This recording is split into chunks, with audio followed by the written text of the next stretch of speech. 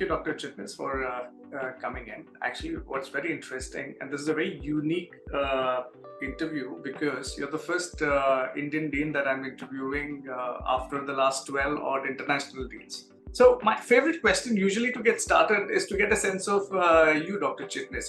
25 years of tenure in the education space. So how did you get started, and can you just please tell us how you went from banking and now you're at SIIB, and what led you to academia? To be honest, I think I started my career in 1990 with National Institute of Bank Management. And I had no plans to come in education that time. Maybe because I am quite analytically bent person. So I wanted to explore something in analysis or some research to begin with. But somehow an assignment came in, and by accident, I came into education. So I shifted to education in the year 1990 after 1.5 years of research.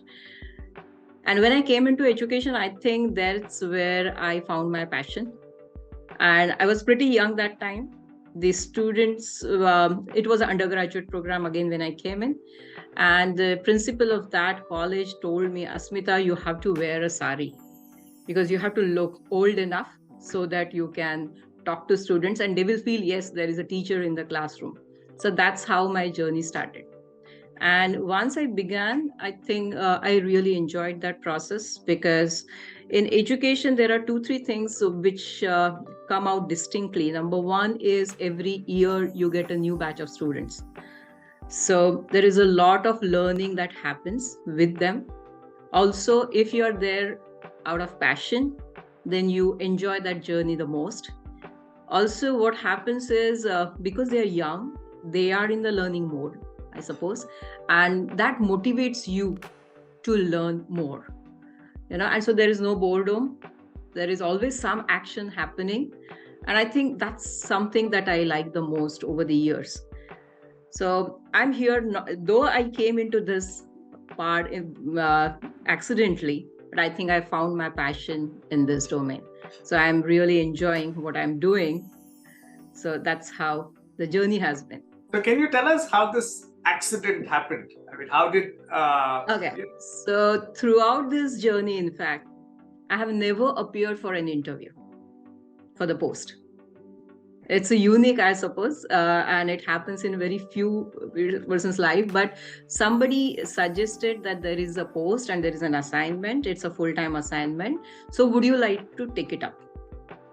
So I got referred to a particular educational institute through some professor, and that's how I came into it. And it's not only for that first assignment. As my journey began, I think till the end, even when I became part of Symbiosis, the job was offered by the then Pro Vice Chancellor. So she said, why don't you join us on a full-time basis? So all these assignments in between also, I always got referred to. I never applied. So when I look back, it is strange, but this is how it has happened. I think that indeed is strange. I've not heard of too many people who have been offered the best of assignments. Even I never applied for the position of dean or director, to be honest. I was picked up. Wonderful. So it's very interesting, ma'am. You're saying that, you're a very logical bent of mind. And usually people who are very logically sound, inclined, they tend to have sometimes a certain challenge in dealing with people. If that is the case, managing professors is not an easy task at all. And so incorporating any change that you have sort of had to push in terms of a vision, I think becomes an even more significant challenge for people who are not very people-oriented. And so I really would like your thoughts as to, over the years, how have you balanced your logical mindset and also led people in the direction of the growth that you have been looking at? So I think unlike in corporates, in education, what happens is the processes are drawn, if they are well drawn, because ultimately what happens is when a teacher goes to the classroom, he or she is the master of the class, or he or she has the complete control over the class or control over the course that they are conducting. So their it really doesn't matter what the leader talks about or what the leader thinks about. Because in the corporate, when the group of people are working on an assignment, it really matters a lot, I suppose. So in fact, logical bent of mind works well in the education sector. That's what I feel, is because the processes are so well drawn, so that there is no burden on a particular person. The processes are set, everybody knows what they are expected to do. And when, as I said, when it comes to the classroom, then it's only between the tutor and the students. So that complete freedom is given to them. So the leader doesn't come into that learning process, I suppose, but leader definitely can draw certain structure, saying that this has to happen. So I think that way logical mind works well there, and it has really worked well for me, because if you look at the processes at SIIB, we are quite we have quite well drawn processes. So we start in a particular week of the year, we end in a particular week of the year. So all the processes are well drawn. And then in between, as I said, there is a lot of freedom given to everyone. And for course, I suppose teacher has the whole control. So they perform their duties very well. So as a director, I don't come in between at all. So I think it has worked well. When I was a teacher, I was given complete freedom. I still do teach. So when it is about my course, I have all the rights. And then, of course, you have to go back to students.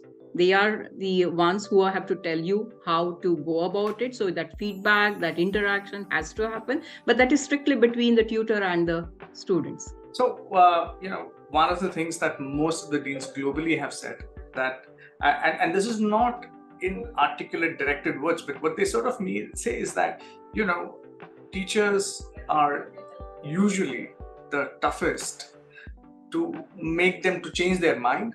It's really tough. And while they're in the business of, encouraging these students, they do a fabulous job of that.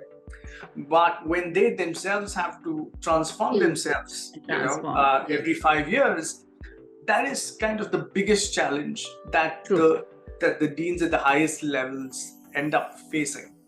And that is something that's always been on my mind as to, when somebody's leading a world-class institution, how do they manage? Because if you're leading a world-class institution, your teachers also have a significant amount of contribute knowledge, ego, everything that comes along with the space, right? And so it's not like they're going to directly listen, but to be able to influence them and move things along.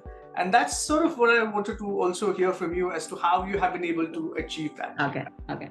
So I think over the years, what I have seen is a generational change, because when I started my teaching, the kind of relationship that I used to have with my student has undergone a sea change. That was not the era of internet. So students were completely dependent on teacher as well as on books. Nowadays, that's gone. Now, so what they look at teacher is a person who is able to bring the relevance to the knowledge, because knowledge is available, or rather I would say information is available, whether it is knowledge or not, that needs your experience. But the fact is, if a teacher is able to engage the crowd, if the teacher is able to bring that relevance, then that is the most favorite teacher. Now, coming to this business education, I feel nowadays students come to the business school, at least in India, is to get a good job. When we come to, and let us be very honest, when both the parties are quite clear about it, I think the journey becomes easy. So once we understand that that is the objective with which student is coming to my class, then feedback becomes most critical.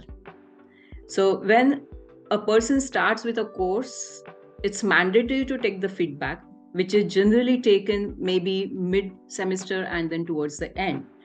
But as a teacher, when I go to the class, and this is what even I ask my colleagues to do, that's every often you need to talk to them to find out whether they are getting what they are expected to get.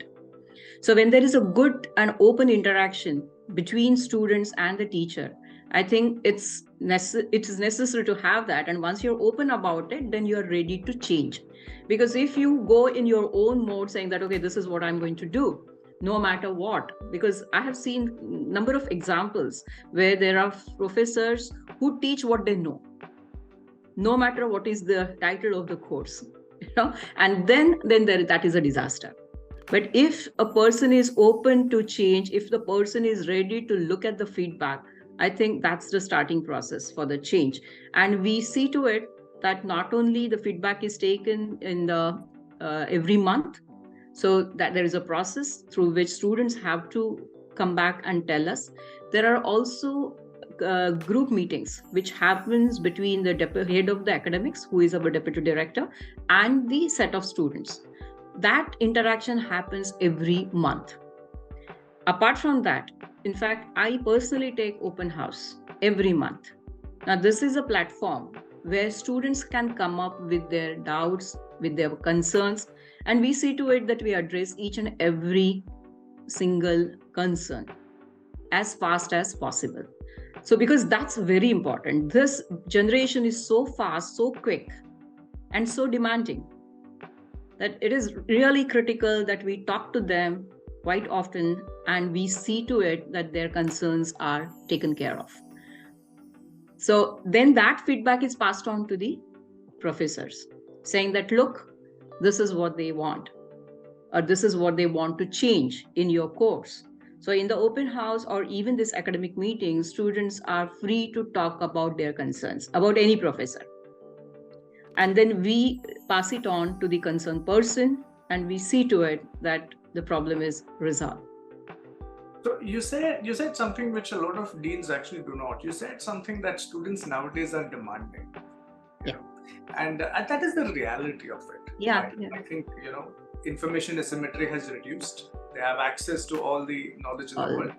And they do want what I would say a certain value for money and are willing to fight for it. And this was they do talk in terms of ROI. Yes. And that and that's sort of a fundamental change. So I want to understand from you, what do you think are the other top 2 or 3 trends that you're sort of currently seeing in the whole MBA education space? Yeah. I think the crowd that comes to us, half of them come with an experience, more than half, and predominantly from the IT industry.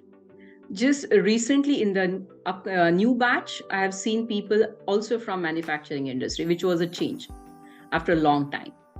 So these are people who have spent 2 to 3 years in the industry, and they have realized that unless and until they improve on their qualification, they will not have a fast track growth. So they come with a lot of expectations to the B school. Now, so when we talk to them, we understand that they are looking for fast track growth. That's why they are here. This is number 1 priority for them. Number 2 is they also want to learn something new, which is happening around them. And as we know, in the recent past, the technology has come in all spheres of life. And so earlier, even if a core engineer who wanted to be in the manufacturing, now digital manufacturing has come in. Not only that, analytics has come in. So there is a lot of talk about AI, ML, robotics, and everything. So they want to learn these technologies, how they get integrated in business. Because even if they don't want to actually do a core job, they want to understand that language. So when they come to us, what they want to understand is how analytics is driving business. They want to know what is the new thing in product management. So in recent past, product management has come in a very big way.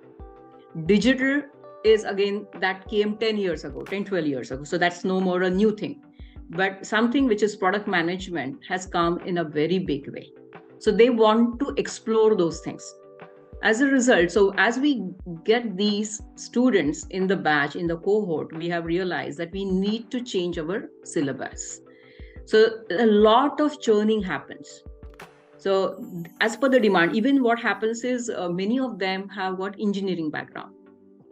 And they were picked up from the campus in a truckload, where they were made the coders. So after spending a year or 2, they realize that they don't want to be the coder anymore. And it's not a fast track growth, which they were looking forward to. So they don't want to get into coding anymore, but they want to get into managerial position.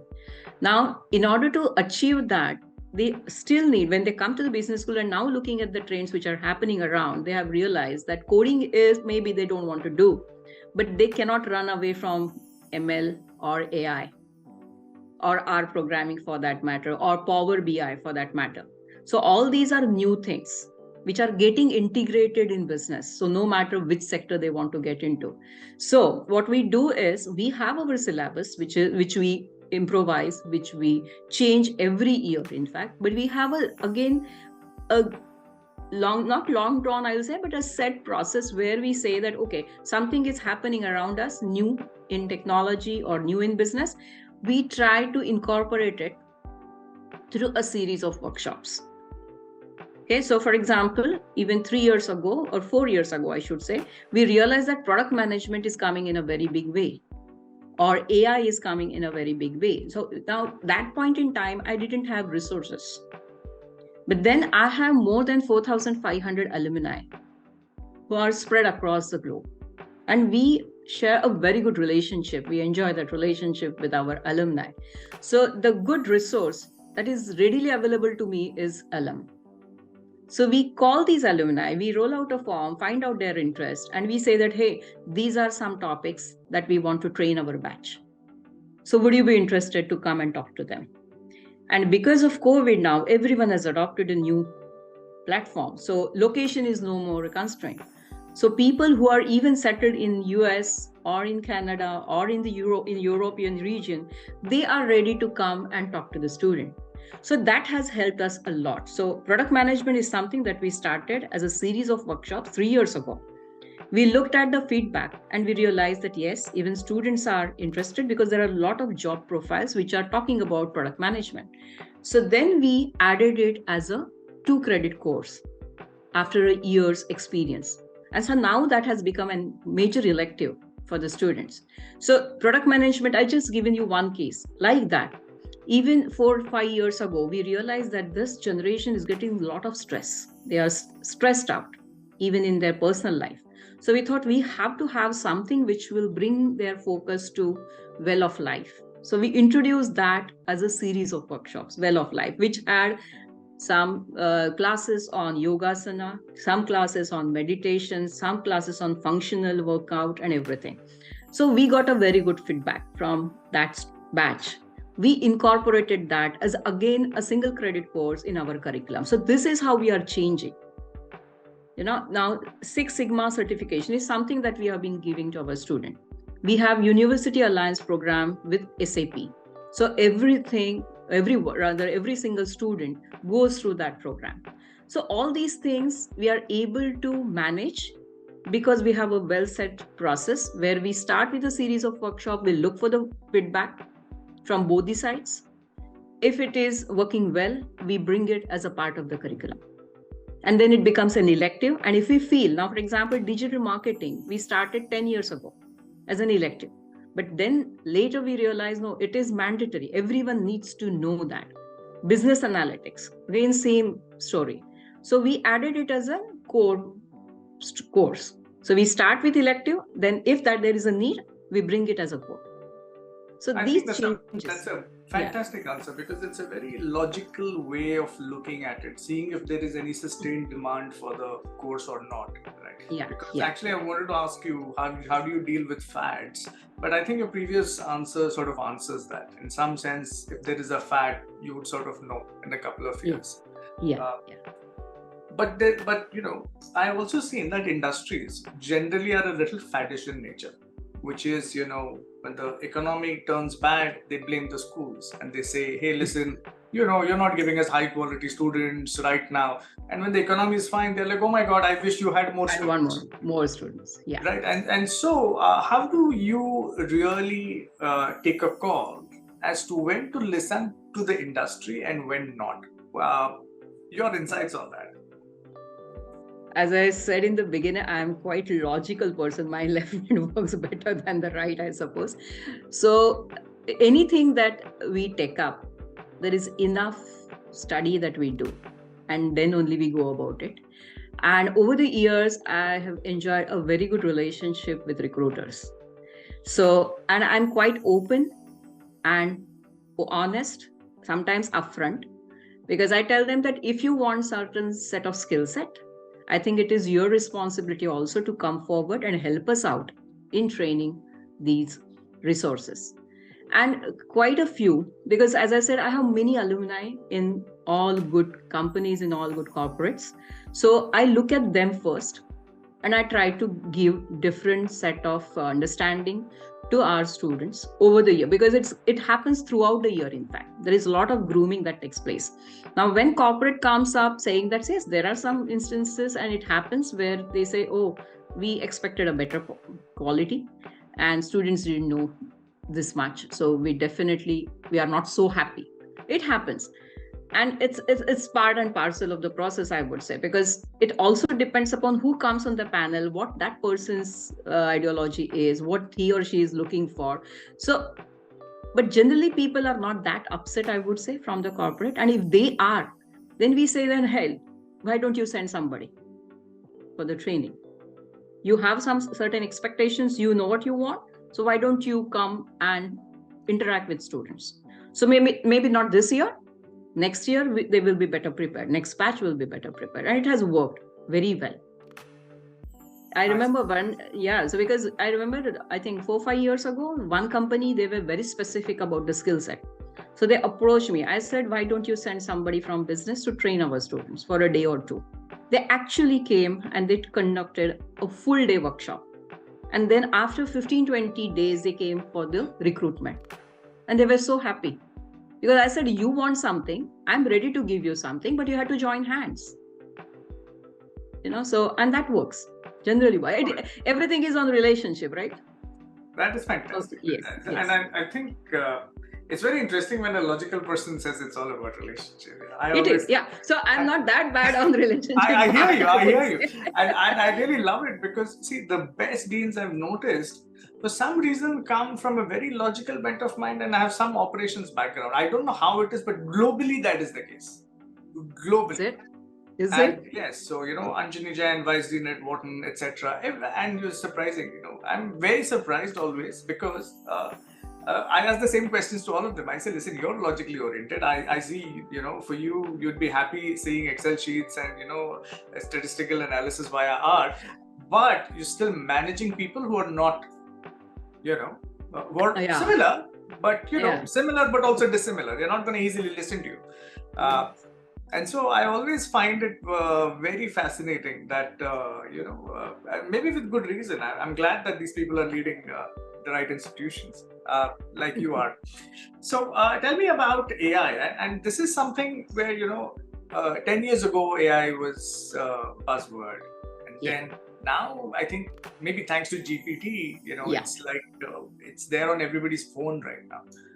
So is there something that even a business school can teach people about AI, or, kids are a little ahead of the business school in this matter?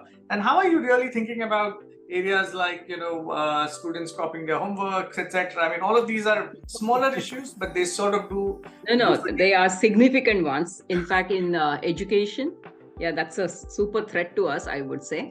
So, when there was Corona, everything happened online, and we were really not fully prepared for that.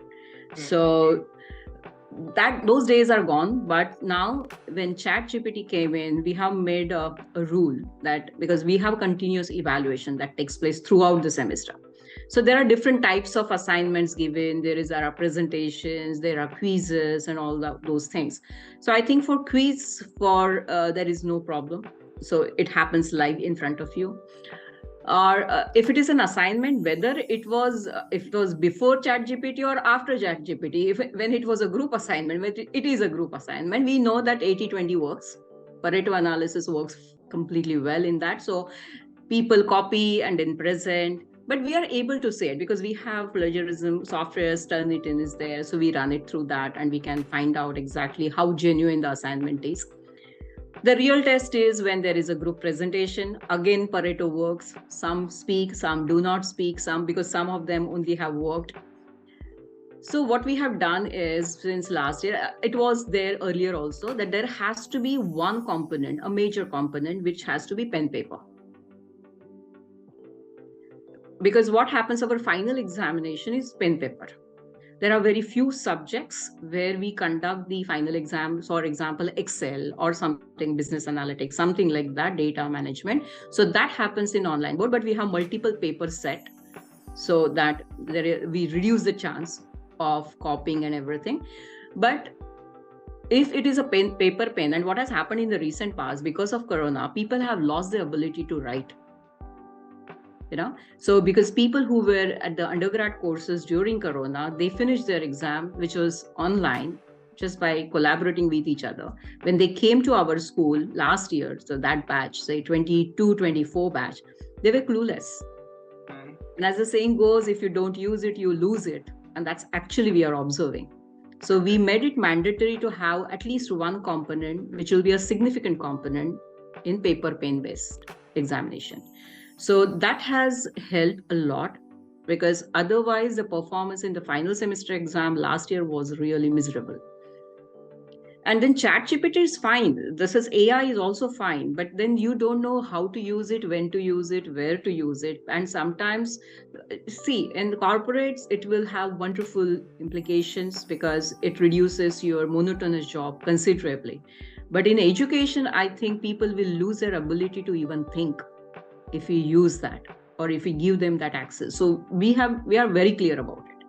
It has to be paper and pen, and which will be significant competent. That there could be group presentations and quizzes, case studies. So all those take place, but it's a lot, I know. And people, and this generation is so smart.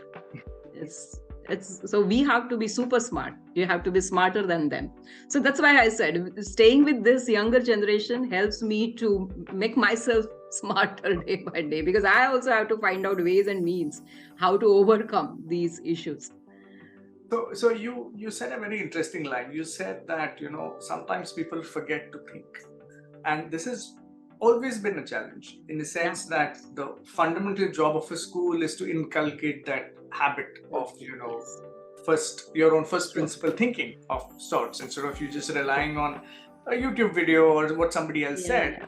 And so how do you even take a shot at having students who are more thinkers, in your opinion? Is that something that you... Yeah, there are.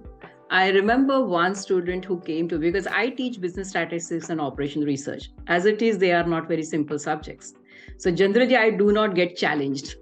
But I still remember a few years ago, one student came up to me and said, "Ma'am, I'm not happy with the paper that you have set." I said, "Look, the paper is set for the whole class. If you want me to challenge you, I can give you another set." He said, "Yes, ma'am, I'm ready to take up that challenge." I was so happy. So I set a paper. Again, a paper cannot be set separately for few students. So it was set, but I had decided that I will take the best out of. So there will be multiple attempts, and then let's see.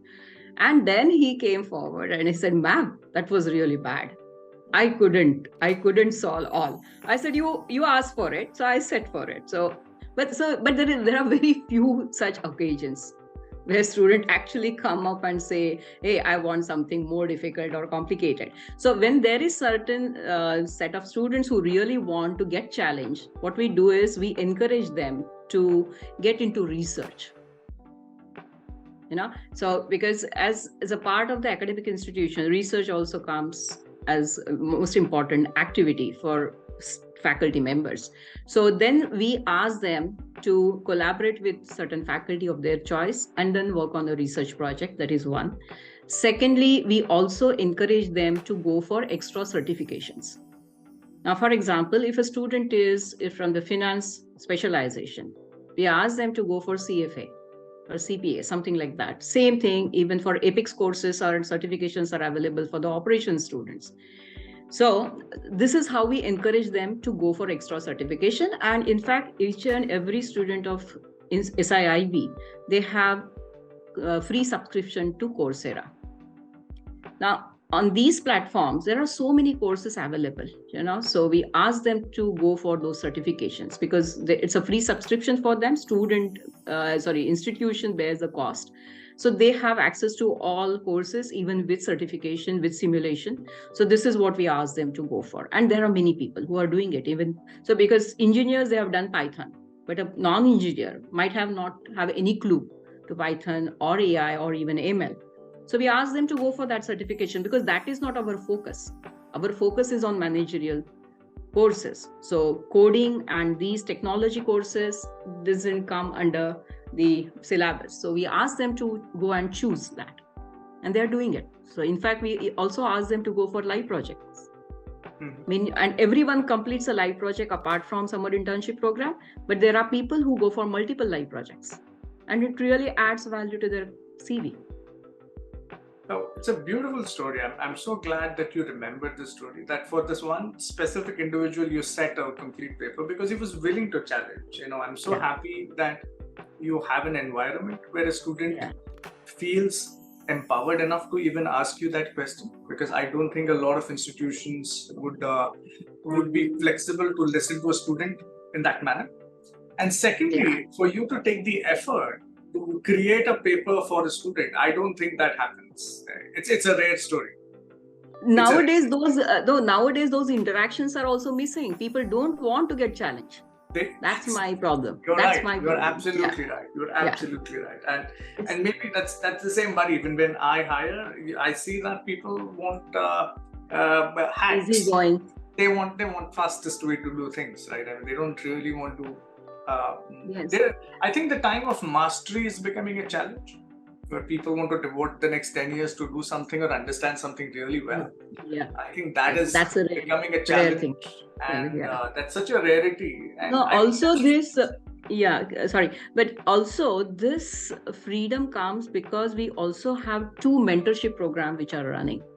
So we have a faculty mentorship program where every student is assigned to one faculty, preferably of his or her choice.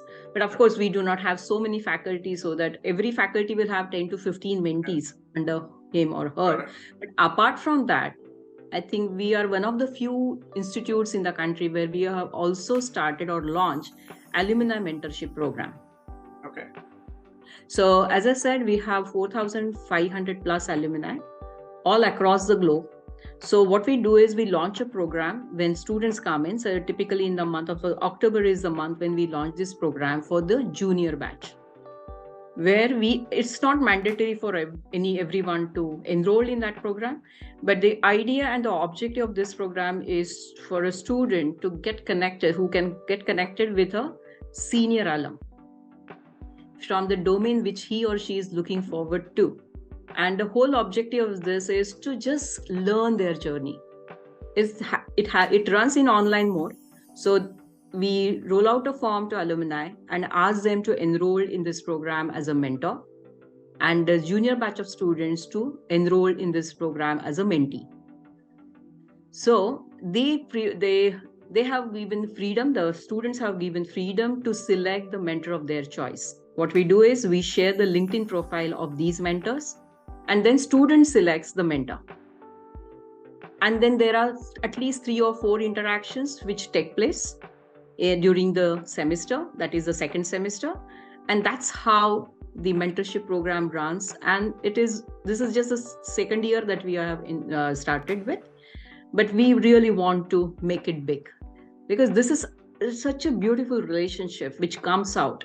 Because if I tell them something to do, definitely they are not going to listen to me. But if I connect them with the alum, they see themselves in that person 10, 20 years down the line. And there is an instantaneous connection. So I think that's where, so they have 2 mentors. One is a professor and one is an alum. So I think that's where they can talk about their concerns, their doubts and everything. So that is an open relationship, which is really good.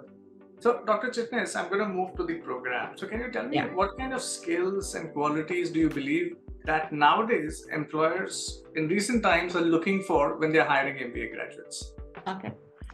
I think when it comes to hiring, recruiter is looking for attitude, right attitude, I would say, and then aptitude.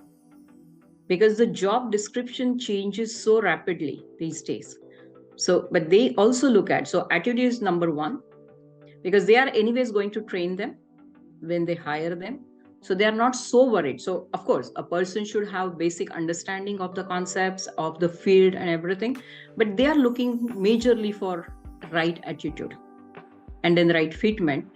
Also, they are looking for values that candidates carry. A person should be genuine, person should be ready to learn, keen to learn rather. They are also looking at the energy, enthusiasm in the candidate. Because nowadays what has happened is the life is in front of the screen. So sometimes when they come across in person, they are not able to express themselves. This is a very prominent problem that I am facing. And same problem is faced by the recruiters as well. So people do not open up quickly because they are not used to have those long conversations in person. They're all the time in front of their mobile or in front of their laptop. So this is a typical scenario. Even if we go in public, people don't talk to each other. They're always busy with their phone. So the point is, a person should be able to express himself or herself well, should be genuine, should be relevant, and should be ready to learn. So these are the qualities I think recruiter is always looking for. And these are the qualities we are also trying to imbibe in them, because a lot of grooming happens. I talk to them on a monthly basis. They can always come and talk to me or to their faculty mentors or with their alumni mentors. So this is what we are trying to let them know, because you have to come across as a genuine person. That is point number one, I suppose. I give highest priority to a genuine personality. And if I want that person to do a specific set of work, I am ready to train that person. So then comes the flexibility. A person should be flexible enough to learn, ready enough or keen enough to learn. So I think if these two are in place, nothing is difficult. So this is what they generally look for. And of course, energy has to be there. So it's very interesting. You're right. I think these are the important ones, because if once you get a feeling that something is not genuine about a person, I think the rest of the story falls apart. Just close, right? It gets close. Right. And the whole story does not matter. It does not matter. You have a 9 point whatever GPA. Yeah, exactly. Right? Because and I think a lot of it also has to then do with the student having the transformational journey that he needs to undergo to put himself out there so that he can learn to be himself. So I'm actually curious, when you know that these are the top 2 or 3 things, and well, some of it falls, I would say, under a bucket of a business school, some of it maybe does not. So how do you ensure that your students are sort of prepared for these requirements? Yeah. So as I said, we keep talking about these things. And I think you have to walk the talk, and if you exhibit those qualities, because I feel as a teacher, it's a grand opportunity for a person to walk the talk. Number one. Number two, because people observe you. They judge you no matter what. So if you're honest in your approach, if you're genuine in your approach, I think people observe it and they appreciate it. So sometimes you have to be, and first of all, there are almost 400, 500 students on the campus. So if you are fair, if you're treating everyone fairly, if you're unbiased, because at times I'll be strict, but my point is I need to be unbiased. I should treat them fairly.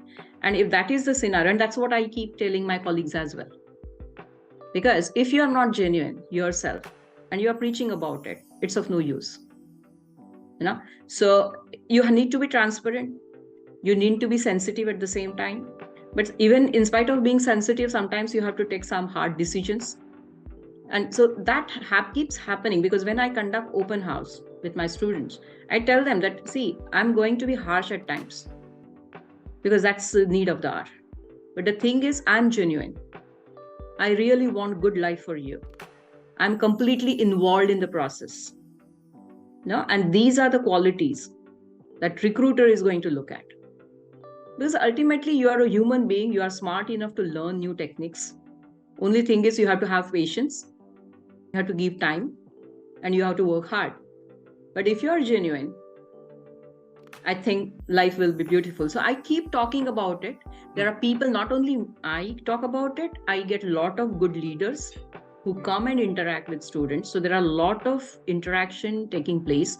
In fact, every Saturday is a day where either a recruiter or alum or a professional comes and conducts a workshop for everyone. So we offer 3 full-time MBA programs. International business is the one, which has got 4 specializations like marketing, finance, supply chain, and HR. We have agribusiness program, and we also have energy and environment program. So there are 6 departments. So for 3rd semester students, every Saturday, there is a workshop being held. So there are 6 workshops which take place parallelly every Saturday. So through these workshops, students get an opportunity to interact with the professionals, where professionals come with their experience and they bring in a lot of relevance to their learning. And that's where they talk about what they expect. Because I tell them, even I call my recruiters and say, hey, if you are coming to recruit my students, you have to be part of the journey. You cannot come towards the end of the program and say, I don't have a right set of talent. If you are ready to come and talk to them, you are creating that talent for you. So I think it works. Not everyone will, of course, be serious about the journey, but at least we try to make them serious. I get a sense that you're the kind of person who holds everybody accountable. It does not matter. It could be the student, could be the professors that you're dealing with, and even the companies. And I think that is, and even and I think, and I don't shy away from this. I don't shy away from this because it's a collaboration. Everyone has to take that responsibility. I alone cannot do that. So as you said, when you said you walk the talk, and I see this is a very classic example. It's a very classic example for me because I want to highlight this because it's very easy to walk the talk when you have the power with the students. With the corporates, it's not necessarily the same relationship, but you still have to walk the talk for you to be that one human being you are, and for the world to also see you as the same person. So and kudos to you on that, because it's a very rare thing to go back to corporates and say, listen, I think you need to do X. Because I think the culture, and they appreciate it. They really appreciate it. Yeah, and see, I think some of them might appreciate it, but generally there is this expectancy. I'm not sure everybody appreciates it. No, not everyone. But I think there are some good people who get the point. I get that. And I'll tell you, there are certain organizations whose working style is different, and I cannot get along with that. So I do not pay much attention.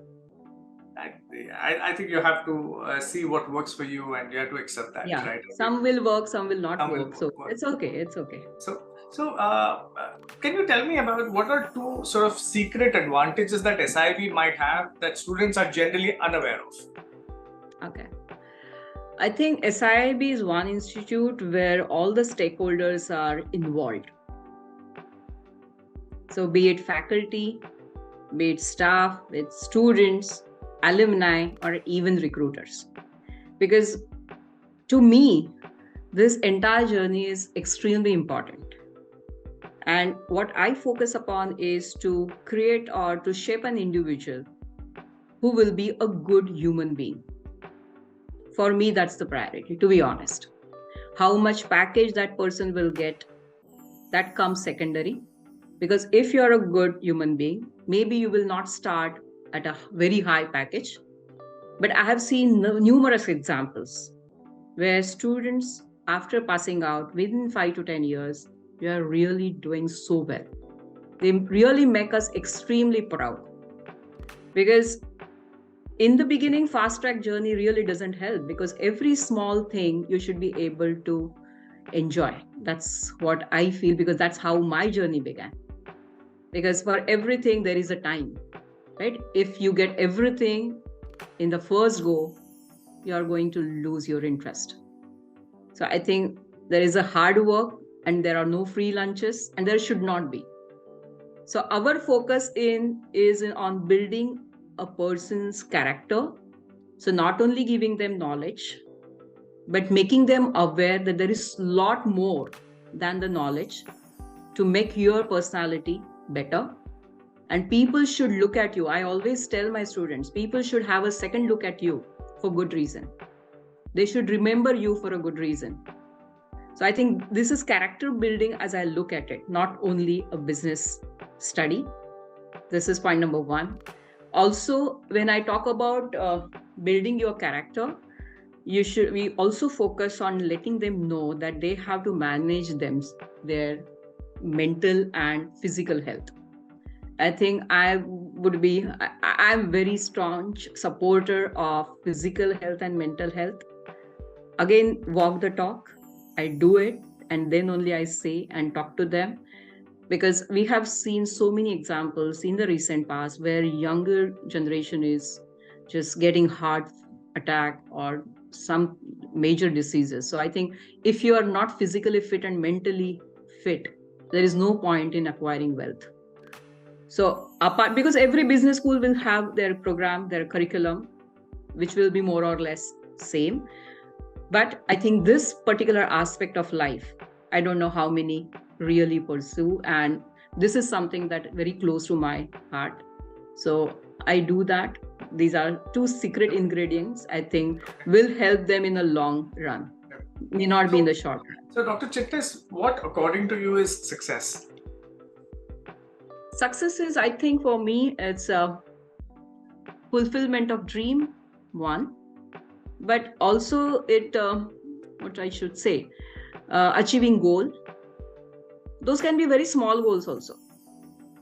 So for a school-going child, if he or she gets a toy of his or her choice, could be a success at that point in time. Or a person who is getting into or trying for IIT, getting into one of the IITs could be a success.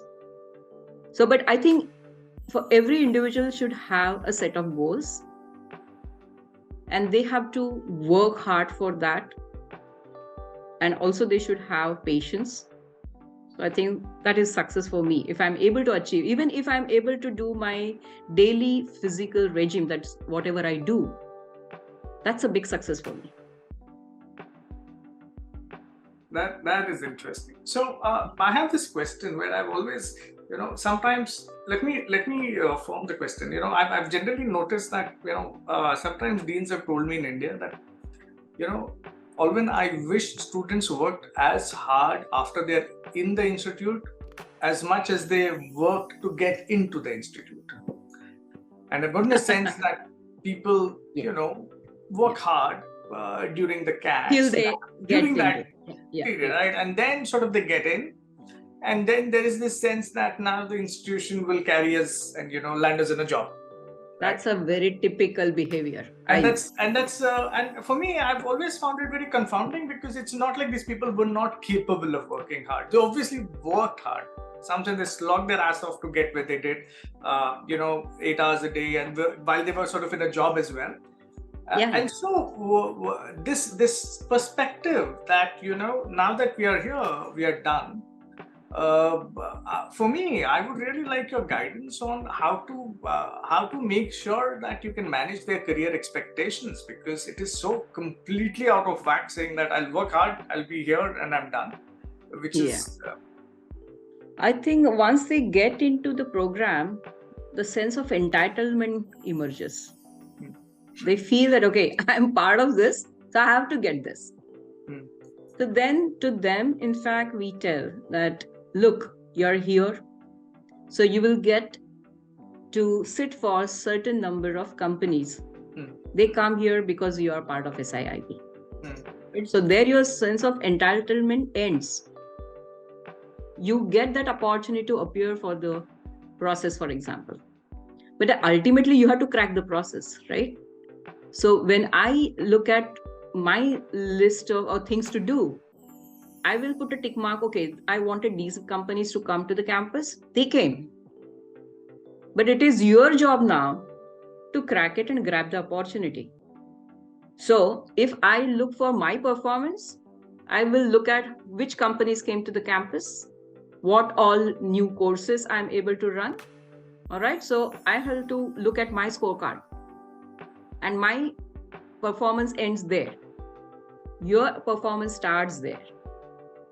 How you're going to grab those up. I actually speak in this language with my students, because this new generation has their own language. So unless and until we acquire that skill, we are not able to communicate well with them. And they appreciate this openness. I said, my job is to get the companies. Fine, I'll do that. What lies next is your responsibility to crack it and get the job and go home with sense of fulfillment. Else companies will come and go empty-handed. Right? So it is extremely important, and we talk to them quite often and make them realize what is their role and responsibility. Otherwise, when they come in, and I always tell them, see, a boy or a girl in the school is extra brilliant. Always. You look at anybody's scorecard. As they move to the board exam, they are still good. In the 12th, still good, right? Then they become okay towards the graduation. So the journey of coming down begins when they get into their engineering college of their choice, right? It doesn't only start in the MBA. Yeah, because they have worked so hard, and there is so much of pressure from their parents also. There are expectations from your relatives. There is so much at stake that I think they get tired and they get burned out. So it is not only, it's not their mistake wholly, I would say, because there is so much of stress. But if they're not able to manage that, if nobody talks about it, then it becomes difficult. So as they come to this program, yes, as I said, there is a sense of entitlement. They said, okay, I'm part of Symbiosis, I have to get this. I said, yes, as a student, you will get these opportunities. But grabbing those opportunities and converting them into your job is your duty. And I'm trying to do everything which is possible for you to get there. But ultimately, you only have to do it. I think it's a typical human behavior. So I mean, you're right. I mean, I'm not sure if it is typical because, I can imagine that it's not the lack of capabilities that is holding these students down, right? They got in there. And if they worked with that same intensity for the next 2 years, I think you would see that they would be in a fabulous place. Yeah.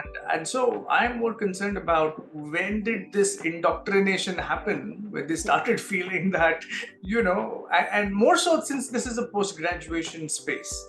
This is not undergrad, this is not the parents' area. You chose this. And so that entire part of understanding a student psychology is where even I have sort of not figured it out yet. I would say in the past, 80-90% of the students used to be really serious. That percentage is going down. It's not that everyone is that bad or not that serious. There are people who are highly focused. And what happens is at the beginning of the placement season, that seriousness is not with everyone. But as they realize, okay, my friend is getting placed and I'm not, then that seriousness comes in. That's when the actual learning starts. Got it. So actually, I forgot a question, Dr. Chitnis. Can you please tell us, what are these couple of areas of innovation where you have, over the last couple of years stood out from your peers, according to you? I think we have been able to make changes in our curriculum quite frequently, as a result of which I think recruiters are also appreciating those efforts, and because of which students are getting jobs in different domains. In fact, as I talked about ERP, so we have University Alliance program with SAP, and now corporates are realizing the importance of that. They are coming specifically for those roles, ERP. Also for business analytics is something that is been part of the curriculum. So companies are coming for that as well. Also for the knowledge of AI and ML, then Power BI, then other stuff like technology, where students already have that knowledge. So we do not train them, but we encourage them to get certified in those domains. So I think that is also helping us to catch good attention. So tell me, what do you think are suggestions that you would give MBA aspirants who are considering SIIB? But what advice or guidance would you give them when they're applying to you this year? Yeah, I feel that they need to understand, because it is a common knowledge that when student gets enrolled and when it's time to decide the specialization, there is always confusion. I don't know, these are in the age group of 22 to 30, no matter what the age is. There is so much of information which is coming your way that it really confuses you. But my suggestion to the aspirants would be, first of all, they need to get ready for a very rigorous routine, no matter which business school they get into. And they need to understand what their journey is going to be. So they need to have something in mind that, okay, if I want to get into marketing, for example, do I have that mindset? Because a person like me who is really logically inclined, I may not be ready to go for a marketing or a sales job, where I may not like to go and reach out to people and talking to them and all those things. It's not everyone's cup of tea. So you have to realize what personality you possess, and then focus on the area where you can find your passion. Because unless and until passion is there, I don't think it's going to be a good thing for anyone. And what happens is there is tremendous peer pressure. Because my friends is getting into a B school for a particular specialization, I also want to get into B school. This is pressure coming from yourself, but there is tremendous pressure and expectations from their parents as well. So they have to have fair visibility or clarity about what they want to become. And nothing, as I said, there are no free lunches. So first of all, they should be ready for that rigor. There is so much of information available. Even suppose I want to get into, say, FMCG. There is wealth of information available on the net. So look for the brands, then look for the campuses, look for their placement record, which kind of companies do visit. Everything is available on the website. Another thing is, if you know somebody who is studying in that particular institution, talk to that person and get some inputs and insights. So before you make any decision or before you select any particular institution, I think you should do your homework well. Because people do come and say they have no clue. I just can't understand why. Because everything is available on the website, right? There is so much of information available. Talk to people, reach out to people. Nobody will shy away from giving that information. And if they are looking for some international flavor, they should come to SIIB. That's my suggestion. Because our curriculum is definitely different than the curriculum which is usually given in any B school.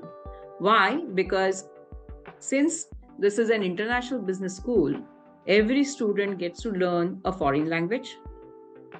Every specialization that they get into, they get that international flavor. For example, if I'm a marketing student, I get to learn international marketing practices. Even if I'm going for a supply chain, I get to learn international logistics and supply chain. So, because nowadays there is hardly a very thin line between the domestic and the international business. If you look at our alumni, almost 33% of our alumni are abroad. Now, they are the most preferred candidates to go on the international assignments. And everyone has a dream to go out. And why not? Everyone should explore, right? So these students, because they have been given international trade inputs, so forex management, all these inputs are not given in any normal B school. So if they come to international business, definitely they have an advantage or edge over other people when it comes to international assignments. And so many of our alumni are going abroad. Even after spending a year or two, they get that assignment outside because they have been taught on international culture, international practices. So I think that's my suggestion to aspirants. And fantastic. And I have one final question for you. Is there a question you wish I would have asked you? And if there is such a thing, please do answer that. Something remaining? I don't think so. I think you have covered a bit. I just wanted to make sure that we did not, the breadth No, it was nice. It was really nice. comprehensive for you. It was quite comprehensive. Yeah. So thank you so very much, Dr. Chitnis. What a pleasure to talk to you. I Same love here. how candid you have been in sharing your story. Thank you so much for having me. Thank you so very much. It was wonderful talking to you. Have a fantastic day. See you. Yeah, you too. Take care. Bye-bye.